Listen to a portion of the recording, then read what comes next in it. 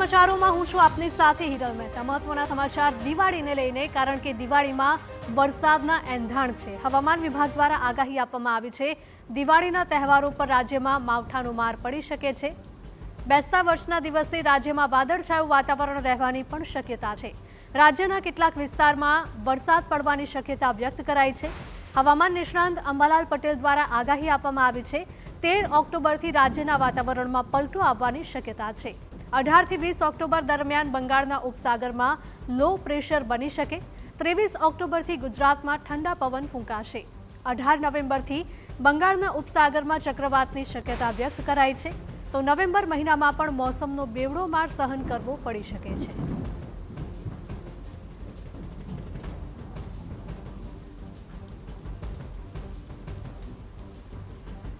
વચ્ચે 18 ઓક્ટોબરથી 20 ઓક્ટોબર વચ્ચે બંગાળ ઉપસાગરમાં લો પ્રેશર બનવાની શક્યતા રહેશે અને ધીરે ધીરે ચક્રવાતનું સર્જન થઈ શકે। પૂર્વીય દેશોમાંથી ટાઇફૂનના અવશેષો આવતા બંગાળ ઉપસાગર વધારે સક્રિય છે અને 18 ઓક્ટોબરથી 20-21 ઓક્ટોબર વચ્ચે અરબ સાગરમાં પણ હલચલ જોવા મળે। આ ઉપરાંત લગભગ આ દિવાળીની આસપાસ એટલે 18 ઓક્ટોબરથી 30 ઓક્ટોબર સુધીમાં ગુજરાતના હવામાનમાં પલટો આવી શકે અને ક્યાંક માવઠા જેવું થઈ જવાની શક્યતા રહે।